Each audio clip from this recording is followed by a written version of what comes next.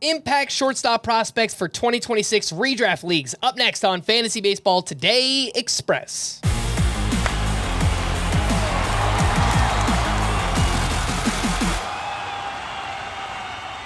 Welcome into FBT Express on Wednesday, December 10th. I am Frank Sanford, joined by Chris Towers. Let's take a look at some impact shortstop prospects for redraft leagues this upcoming season.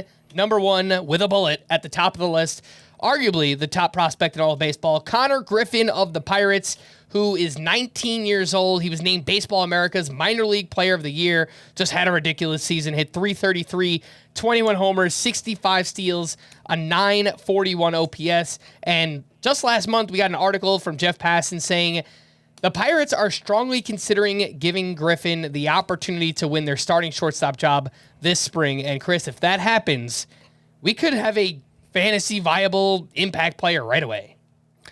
I mean, the skill set and the tools are certainly there for him to be an absolute difference maker in fantasy, especially if you're talking about in a roto context, because this is a guy as a 19-year-old. He was 18 when last season started, but 19 for most of the season. Got all the way to Double-A, hit .333 with 21 homers and 65 stolen bases. Konnor Griffin is 6'4". He was listed at 225 pounds as an 18-year-old, and he stole 65 bases. Just to give you an idea of the kind of athlete we're talking about here, Scott White on the full episode of the podcast has made the comp multiple times now to Mike Trout in the way that Konnor Griffin just so clearly outclassed the competition at every level this season, doing that as a 19-year-old. I get that there's a lot of skepticism about whether the Pirates would actually call him up on opening day. You know, is this a team that's ready to compete? Would they be willing to burn that extra year of service time? All that stuff. I think the Pirates need to show that they're trying. I think they need to show Paul Skeens that they're trying, and I think giving Konnor Griffin a chance to win an opening day job, and if he earns it, handing it to him, I think is what they need to do and what they will do. So he's someone I'm already ranking around 200th overall, and if we get to spring training and he's playing every day and he looks like he belongs, this is going to be a top 150, maybe top 120 pick by the time spring training rolls around. The next player up, we have Kevin McGonigle of the Tigers, who's 21 years old and just had a fine season in the minors, hit .305, 19 homers, 10 steals, a .991 OPS. He did all of that in just 88 games. Did miss some time due to injury, went out to the Arizona Fall League, and won the AFL MVP. Chris, we actually saw him out there. We saw him hit an RBI triple, a 2-run homer. He looked dominant, and there is a real chance he is also competing for an opening day job. Yeah, McGonigle is not absurdly tooled up like Konnor Griffin. This is a highly optimized baseball player. He's 5'10", 187 pounds, but plays bigger than that because he's optimized to hit for power. You're not going to get like the 115 mile an hour average exit velocities from him on the high end, but he's going to hit the ball hard consistently. We saw 19 homers in only 88 games last season as a 20-year-old. He'll drive the ball to the pull side. Another guy who hit for more power as he went on. 12 of those 19 home runs came in 46 games at Double-A. I'm not sure how much stolen base upside there is for McGonigle. This definitely feels like a McGonigle's better in points, Griffin's better in roto kind of situation. But if it all comes together, McGonigle should be a really, really strong 5-category contributor. If it's 25 homers and 15 stolen bases at the peak, it should come with a really good batting average, and there should be a lot to be excited about here as an overall player. And yeah, I think he might be the opening day shortstop for the Tigers. He might be the opening day third baseman now that Gleyber Torres is back, but I think at the very least we'll see him by May. All right, let's take a quick break. We'll be back right after this.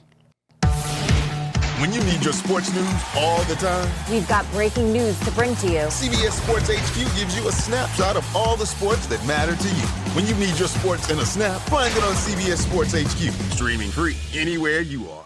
Welcome back in FBT Express. We're taking a look at impact shortstop prospects for redraft leagues next season. Next up, we have JJ Wetherholt of the Cardinals, who's 23 years old, also just had a very productive season, hit 306, 17 homers, 23 steals, 931 OPS, good eye at the plate, makes a lot of contact, pretty good exit velocities as well.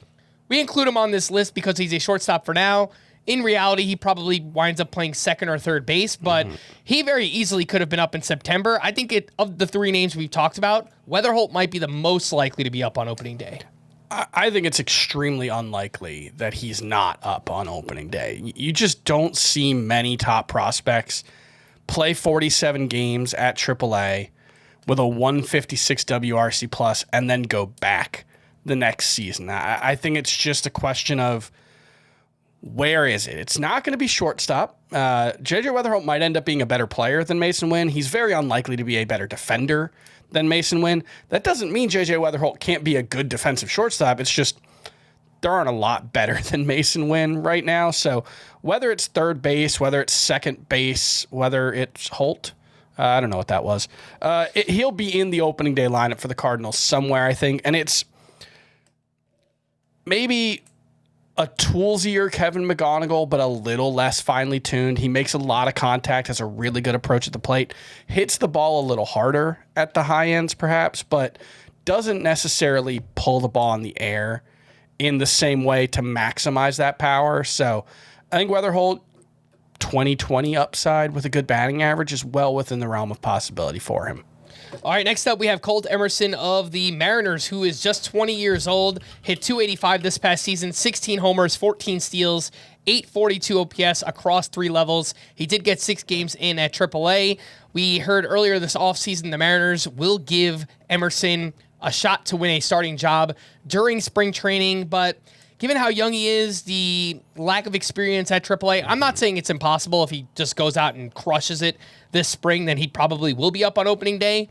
But maybe it's more like a May or June call-up for Colt Emerson.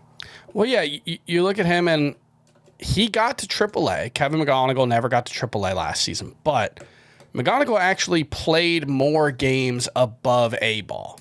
He got 46. Emerson got 40 total. So he only played 34 at AA, 6 at AAA. He'll only be 20 on opening day. So this is one where I do think Colt Emerson, while he'll have a chance in spring training, and we can talk about that when it comes, I would guess we see him open next season at AAA, and it's more of a, hey, does he come up in mid to late April, early May? I think his hitting will justify that, but there are plenty of tools here. It's not quite as good of an approach at the plate as JJ Wetherholt. There might be a little more raw power here, though, and there's some stolen base upside. You know, he had 16 homers, 14 steals last season with a good batting average. I think there's a clear step down here, both in terms of fantasy upside and in likelihood of being on the opening day roster compared to JJ Wetherholt. But overall, the profile doesn't look totally dissimilar, and someone who could end up being a top 12 shortstop in the long run.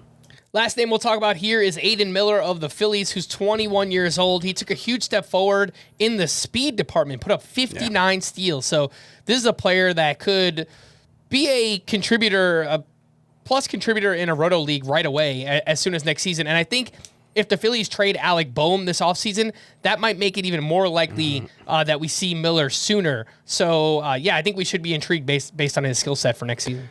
Yeah, he has pretty good raw power, really good athlete as seen by the 59 stolen bases last season. It's just the production has been very hit or miss for him as a minor leaguer. Last season in 2024, he only hit 261. OPS was in the low 800s, only 23 stolen bases. This year took a big step forward in that stolen base department. Like you said, 59. The offensive profile still looks pretty similar. He was, 259 at AA, 8 games at AAA. He looked pretty good, but it's only 8 games, so I don't know how much to take of it. So I think you're hoping for potential impact as a base stealer, a little bit of pop, maybe 10 to 15 homers. I would think the batting average for Aidan Miller might be a problem, though, right away. So Not necessarily someone you can look at as a starting shortstop for fantasy or even third baseman if he gets the call, but someone who could be in that middle infield, corner infield discussion as a rookie. All right, for more extensive fantasy baseball coverage, listen to our full-length podcast, Fantasy Baseball Today, on Spotify, Apple Podcasts, or anywhere else podcasts are found. Thanks for listening to Fantasy Baseball Today Express, and we will be back again later this week. Bye-bye.